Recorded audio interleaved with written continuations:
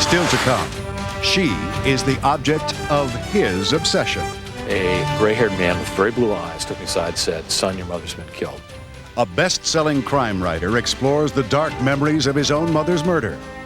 36 years later, will he find the killer?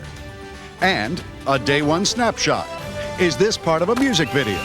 Easter eggs, gourmet treats, or something completely different? Find out when Day One continues after this from our ABC stations. Our Day One snapshot. Figured it out yet? Here's a clue. It makes you do that. What is it? It's pollen, a microscopic look at our springtime nemesis. Once again from Los Angeles, Diane Sawyer.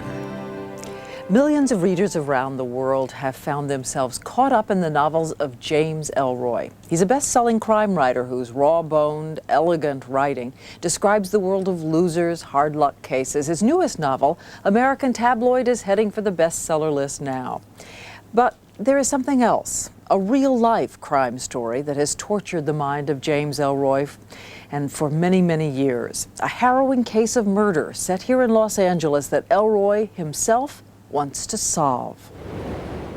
The character who haunts each of James Elroy's crime novels is buried here in Inglewood Cemetery, Los Angeles. His mother, Geneva Elroy, who died in 1958. I still remember her smell, cigarettes and early times bourbon. On my 10th birthday, she sat me down and she was bombed, and I could smell it on her, and I knew she was bombed, and said, "You're 10 years old, you're a young man now. You can make up your mind who you want to live with, your father or me." And I said, immediately, my father, and she slapped me. And I made up my mind it would be the last time that she did that. And it was. And it was. 3 months later, the sad life of Geneva Elroy ended in murder. She was strangled and sexually assaulted. She had been divorced 4 years and was living on the outskirts of L.A. in the town of El Monte. On the night his mother was killed, James was at the movies with his father. When he was dropped off at his mother's house the following day, the police and the press were already there. Elroy has written about the experience. It's me, age 10, June 22nd, 1958.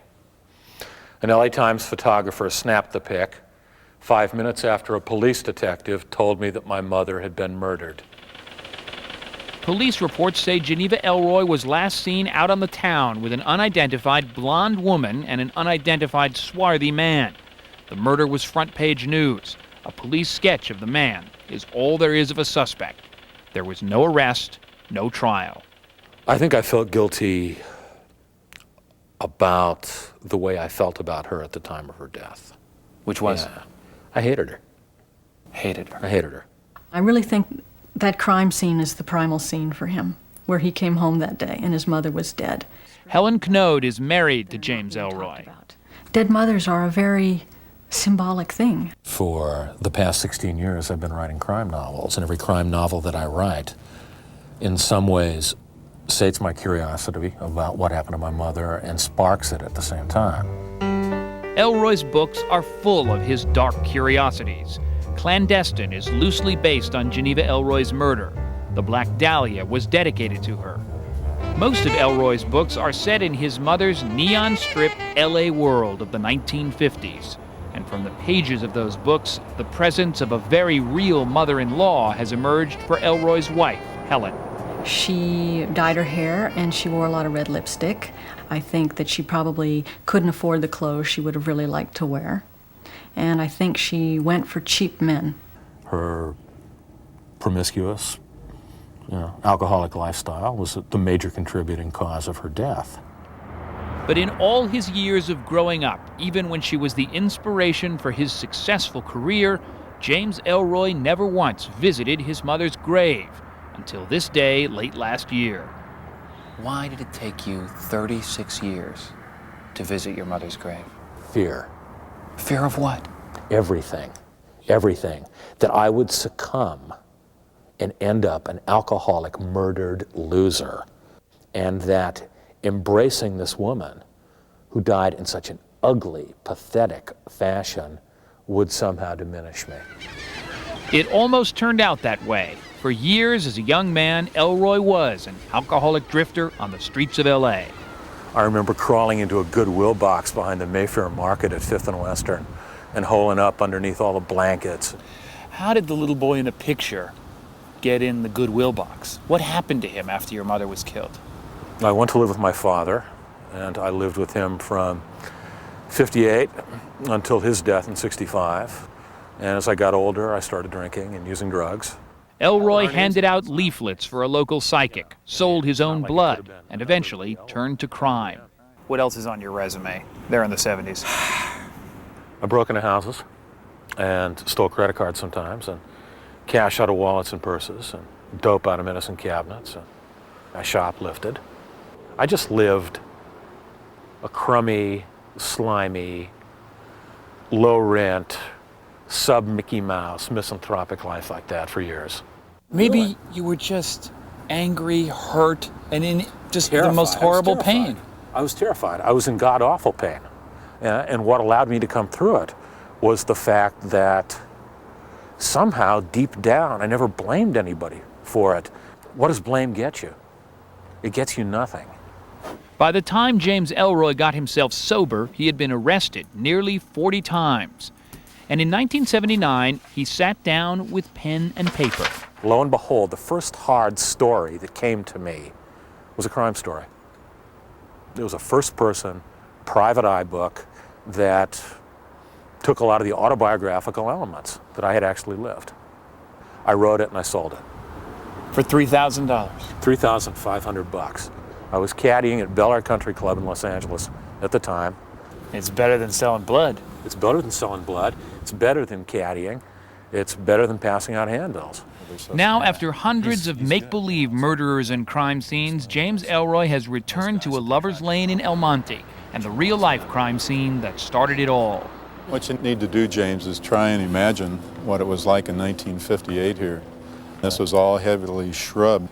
Your mother's body was found approximately 65 feet west of that locked gate, which would put her body somewhere in this general area. With the help of Bill Stoner, a retired detective from the LA County Sheriff's Department, James Elroy has reopened his mother's unsolved murder case. It's time to pay my dues. I keep coming back to this and coming back to this, and now I have to meet it head on. That's why his life has been crime novels. He needs to solve the murder. What's it like, James, to almost dispassionately recount the strangulation of your own mother? It's painful. It's moving. It's all part of an effort for me to recognize this woman that I've been running from for 36 years. And so Stoner and Elroy are looking for a killer, revisiting the bars where Elroy's mother was last seen alive, trying to find a blonde whose hair is probably gray now, and a swarthy man who is well into his 70s. What we do know from the witnesses' statements that your mother arrived here with a blonde-headed friend, that soon after they arrived, they joined the company, or he joined the company with them, a swarthy-looking man of about 40. And your mother eventually ends up leaving with him. If we identify the blonde woman, chances are we'll identify the man. Is there a solid lead now? No. Not in my opinion, no. Want to look at that?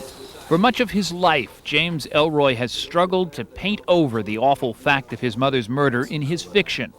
He may not find his mother's killer, but his next book will be called My Dark Places and tell the story of his real-life investigation. James Elroy has come to believe that the facts about his mother's murder may finally set him free. Have you thought about what you would do if you met the man that you were sure killed your mother? Yeah. What if you met him here? I would not do something crazy. You know, I would not beat up a 80, 82, 78-year-old man. He killed a defenseless woman. Yeah. Better to prolong his agony. Better to adjudicate. Is it your responsibility to say, okay, James, this is where we stop?